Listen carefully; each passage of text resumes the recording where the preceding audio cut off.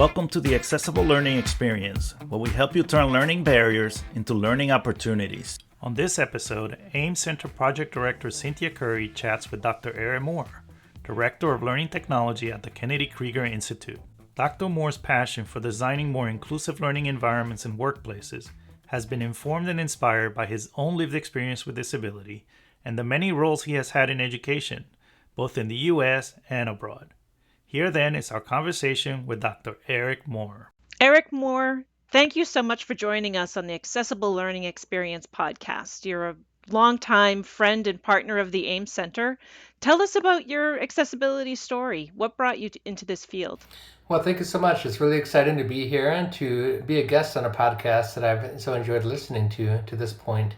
So my accessibility story, well, to keep it short, I suppose, I myself am deaf, lower D deaf. I consider myself to be part of hearing culture, even though my body is in fact completely deaf. I have a cochlear implant that ties me back into the hearing world that I'm grateful for, and allows me to maintain that identity that I have. But, I kind of was thrown into the accessibility arena by without choice. Starting as a child at about 10 years old, I started to lose my hearing, and that loss was gradual and quite profound, actually, by the time I was an adult and a professional. I really wanted to be a teacher. My whole life, that was just what I wanted to be. And there were tough questions that people would bring to me sometimes, like, are you sure that might not be a field that you would be? I mean, I'm sure you'd be a great teacher, but you're hearing, that's sort of like tiptoeing around, like your disability means that you can't be this.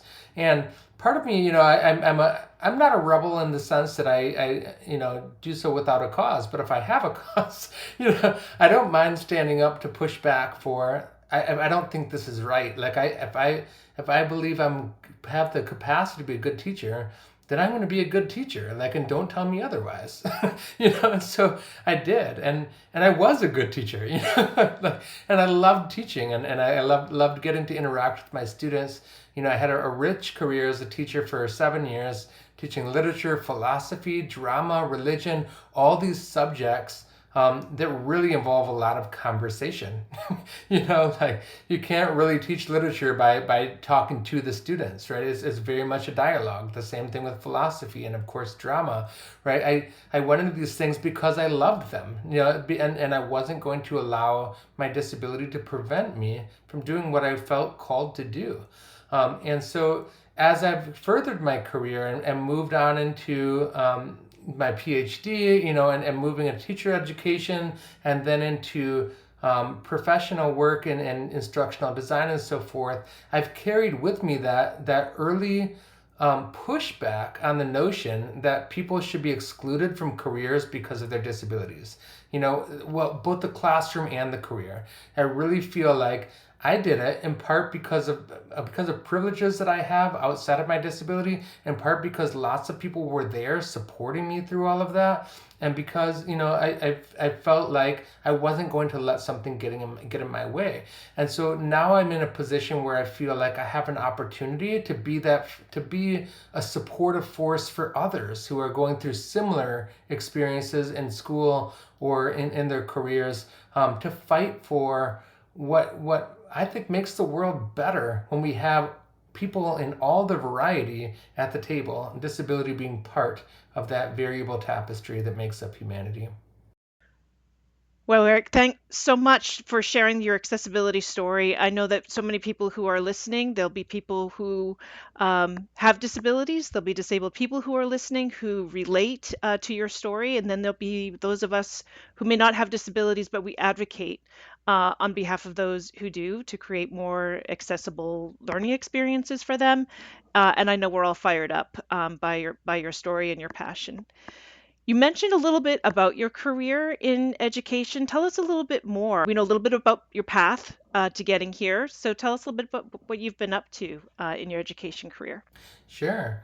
Well, so I started out as a new graduate teaching in rural Indiana, so working in a school where it was a small school where teachers had, in my case, 7 preps spanning from 6th grade to 12th grade. It was quite a challenging first year. I did find, honestly, that I was sort of disillusioned in my first year as a teacher. The school that I was stepping into, despite being rural and so forth, was a blue ribbon school. And so for those who might not have been in public education in the United States in those times, that was during the presidency of George W. Bush, and the blue ribbon schools were those that were excelling in test scores. And it was a really big deal for the school to maintain its high test scores.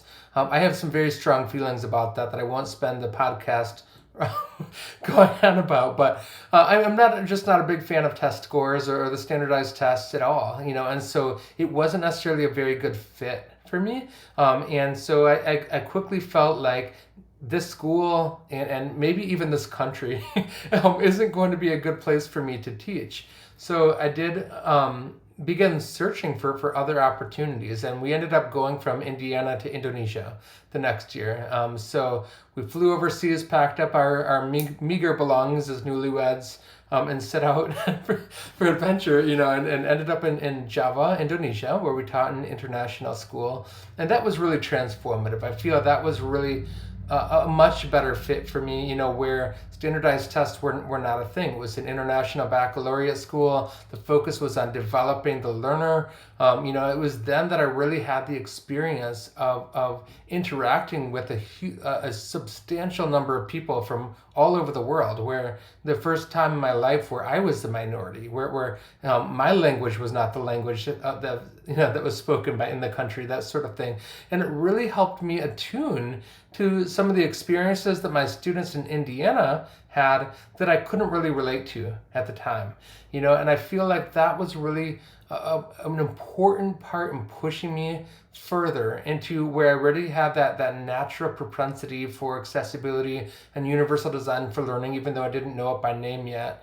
That experience of realizing what it was like to be minoritized in more than one way, and being able to empathize with my learners in that way really made me feel even more passionate about finding solutions that would reach these students. And noticed also, and just in the curriculum and the way I was teaching, there was not at first a very big difference in terms of what I taught or how I taught in Indonesia compared to how I did the year before in Indiana. Like I was kind of going towards the same familiar text that I already knew, The Great Gatsby, To Kill a Mockingbird, whatever, the same literature that I taught in the United States, to students who did not have any cultural contextual understanding for Alabama in the 1950s, to speak like it was, and they didn't need to, like it was, if we spent time explaining that to them, it wasn't going to be fruitful, and so I had to, kind of began to fan out and to explore first the literature that represented the learners in my classroom, which is really helpful for them to feel highlighted at certain times and for me to learn more about where they were coming from and the cultural dynamics of their home countries. And then ultimately, we also intentionally began reading texts from countries that none of us belonged to, that were translated from languages that none of us spoke. And it became a tool for, just as I was having to learn and empathize into their cultures, now we were all doing that together. And I was getting to teach them that work of being empathetic and curious about how people think and how values and systems are different in different parts of the world. So that was really permeating the way that I approached curriculum, and at the same time I was looking for different ways to approach my pedagogy. As I recognized that there were cultural differences that affected how learners learned or how they expressed themselves in the classrooms, and my way of doing things weren't always effective. And that was really when I began picking up UDL theory and practice, teaching every child in the digital age. I really began immersing in UDL as a recommendation that had come to me, and began putting it into practice, probably in a very novice way, but nevertheless really seeing the impact, even just the intentionality of approaching things through the multiple means of engagement, multiple means of representation and action and expression, just just the principles, and thinking about that, and thinking about how there's more than one way for my learners to get to this outcome was transformative. And I feel like not only did it make me a better teacher, it made my classes a warmer place. Like people felt like they belonged there, that they didn't have to adapt to the way that this big white American teacher but that they could bring their authentic selves to my classroom, and I even changed the desk formation, well away from the all seats point forward towards the stage and into pods, and then ultimately into couches. As I got down to smaller class sizes, and we basically had a cafe setting in the corner, where we would just sip coffee or tea. The kids could bring those to my class, and we'd talk about literature, philosophy, and those are the best classes I ever taught, and we felt connected, and I believe that was attributable largely to my learning about UDL, and my willingness to be open to learning about better teaching, about other people, about other cultures. And I feel like I'm grateful that I had those opportunities early in my career. When we met to plan this episode over the summer, we talked about a lot of possible topics. So you've already demonstrated all these different diverse areas. You're really versatile around accessibility and UDL and culturally responsive teaching. So you have all of this deep knowledge and wide experiences in the field of accessibility and UDL. So it was both fun and challenging to try to narrow down the possibilities to fit a short podcast. And in the end, you wanted this episode to be about access and belonging in the workplace. Belonging is one of the words that you were just talking about. Why did this topic rise to the top for you? Well, I think part of it is because of I like to focus on where I am now to some extent. I certainly miss being in the classroom, but I'm not in the classroom anymore. So my career trajectory has taken me outside the classroom, where I'm now more of a support role in a pediatric research hospital. So supporting faculty who are doing really important work with children with disabilities or injuries. And helping them develop learning experiences to train their own faculty or other doctors around the world, that type of thing. And so I'm more in industry now than I am in a formal education environment. And so, but I carry with me all of the background that we've been talking about, and so I'm not just an instructional designer. I'm an instructional designer who came from being a teacher, an international community member, all of those things. And so this still influences how I see things in the workplace. And so a lot of the work that I'm doing now outside of my technical job description is about promoting accessibility in the workplace. And really it's for the very same reasons that 20-some-year-old me was learning about UDL in the classroom. It's because we want to create workplaces where people belong, where all the diverse voices can come to the table, where nobody is made to feel that they can't do a job because of their disability, right? And so just like we don't want students to feel like they're not good at literature or drama or whatever because of a disability or difference of any form. So it's something that I'm immersed in right now, that I'm excited about because I get to explore and I'm learning about it right now. And I just love to share things as I'm learning about them. So how have you seen a lack of accessibility get in the way of the career advancement of people who use assistive technology?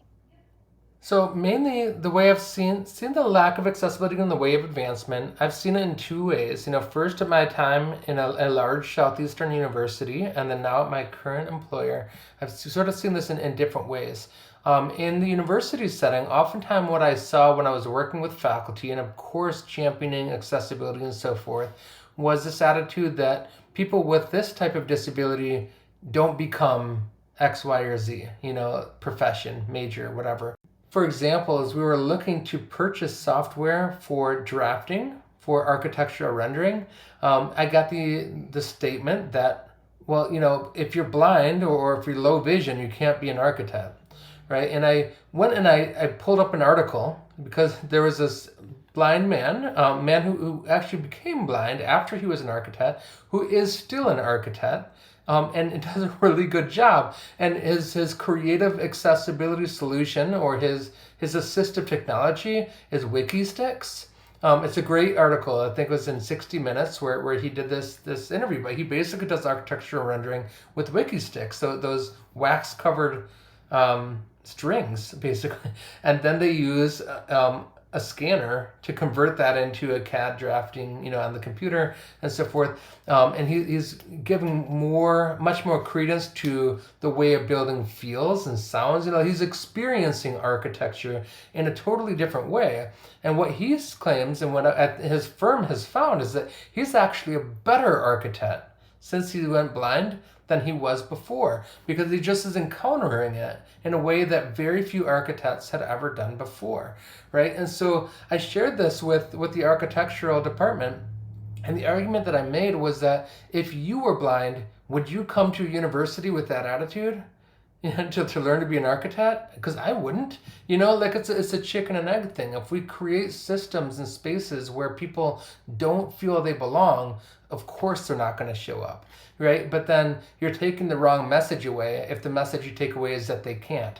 The message that you should take away is that you've prevented them. You've missed the opportunity to do something pretty remarkable, to have an opportunity to see the world in a different way, to see your profession in a different way. Here at the Institute, we're really making steps forward, I think, towards accessibility. And it's something that I think is ingrained in the attitudes here. Like, we are an institute that supports children with disabilities. That's what we do.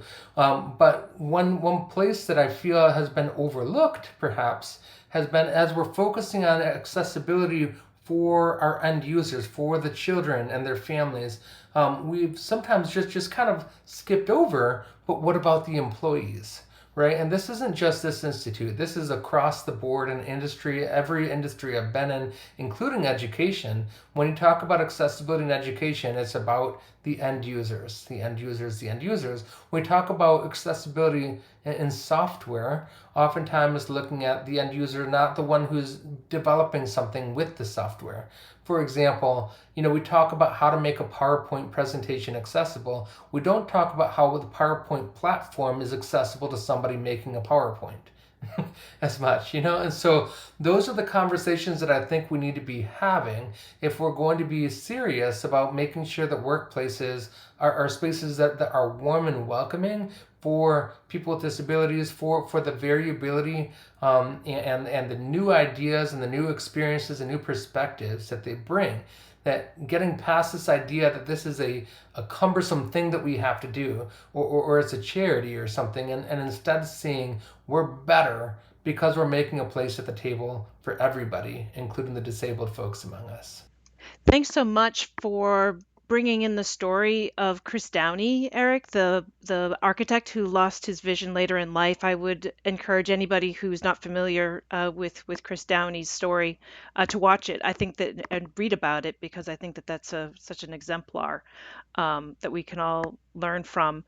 So in that context of the broader picture of your experiences as a disabled person, as well as your observations of what makes a welcoming, comfortable workspace for people with disabilities, what recommendations do you have for our listeners who have the opportunity to make their workplaces more accessible? Yeah, thank you for that. Well, I think the biggest thing that I've learned in my career is that it's really important that people speak up. So if you are yourself a disabled person, it is so important that you not hold back. If you feel like you have an unmet need, like the institute the organization that you work for has accessibility barriers that are preventing you from doing your job to your full capacity, it's really important that you speak up, because not only are you in doing so, do you ensure that you're able to really shine and to be fully present and have an equitable work experience, which is critically important. I've also found that there are a lot of people who feel, for a multitude of reasons, afraid to speak up, who might have the very same needs that you do. And by championing change in your organization, other people will benefit from that as well. Especially if you push for not just accommodation models, but accessibility models, universal design models, pushing for systemic change rather than just what do you do for me? That really can have auxiliary benefits for lots of other people, current or future, at the organization. And going back to my point before, possibly making your organization the kind of organization that a disabled person would seek out and want to work for, because they recognize quickly or early on that the barriers have already been removed, that this organization wants various people, including disabled people, to work there. It can really be transformative. So that speaking up doesn't make you a burden. It doesn't make you a problem. It makes you somebody who knows that you have something meaningful to contribute, and that contribution goes beyond you to other folks now or in the future who might be working there. That speaking up also pertains to those who are not disabled.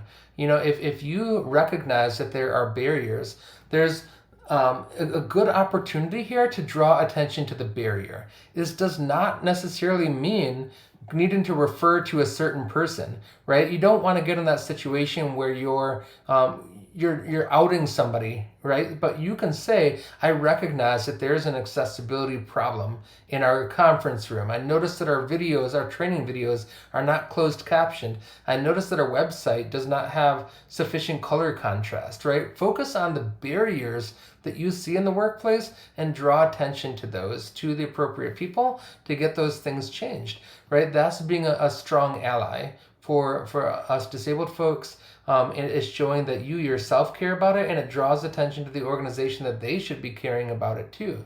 By calling out accessibility barriers that don't affect you personally, you're really demonstrating a high level of ethical awareness. What Piaget or Kohlberg would get at as, some of the higher levels of ethics. And you're helping your organization become a better place for everybody to work in. So that's a really important opportunity. I would also say what has been said many times, including I think on this podcast, that when organizations are trying to do things to support disabled people, which is really good and really important, nothing about us without us. What we mean by that is that oftentimes we see these really good intentions fall flat because people didn't consult disabled folks about what actually works. What are the current best practices? How do we best address this barrier? And they maybe just go out and try something. So it's important that I want to honor the effort that organizations make when they're doing that, but I also want to encourage them that effort is so much better spent when you involve the beneficiaries in addressing that. Sometimes it's helpful, I think, to get this point across here and elsewhere, to recognize, again, that disability is one type of variability. Like, women, would you be okay with a bunch of men in a room deciding what women need, right? Or would people of color, would you be happy with a bunch of white folks talking about what people of color need? Of course not. Those things are so immediately obvious to us. And yet, when it comes to disability, oftentimes we have a bunch of people without disabilities deciding what disabled folks need. And we need to get to a point where we recognize that that's just as wrong as the first two examples. And we need to actively counteract that in our workplaces. So nothing about us without us is what I heard you say in a lot of different ways with the examples, and how just important it is to make sure that people with disabilities are part of the design of an environment, whether it's physical or digital.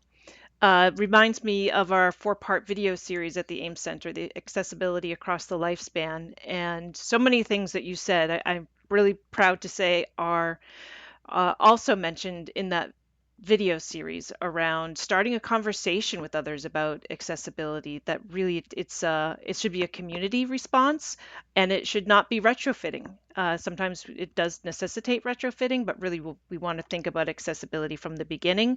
And I was also reminded in your discussion about the fact that UDL really started in the built environment, so universal design in physical spaces. And that goes back to the first few episodes of the accessible learning experience Experience, where we interviewed a couple of the founders of CAST, David Rose and Skip Stahl, and we learned that UDL really did originate from universal design in the environment. So thank you for bringing us full circle.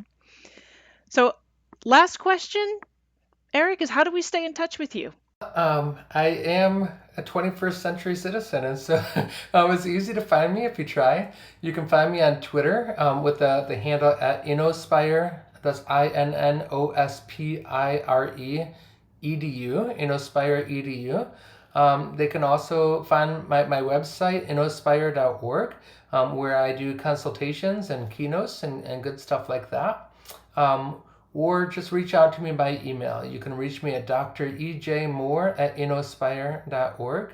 I love to hear from people and the stories and adventures that you're going on as well, and have any opportunity that I have to come alongside you and support others' good work and UDL and accessibility in education and industry alike.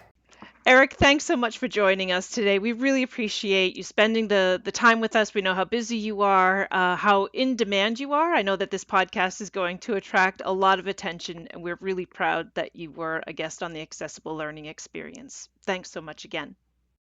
Thank you. And, I feel like it's the other way around. I'm honored to be a guest on this podcast. So thank you so much for having me. Thanks for tuning in to this episode of the Accessible Learning Experience, brought to you by the National Center on Accessible Educational Materials at CAST. You can find us on the web at aem.cast.org. There you'll find show notes with links to all of the resources mentioned on each episode. Thanks again for listening, and remember, accessibility is everyone's responsibility.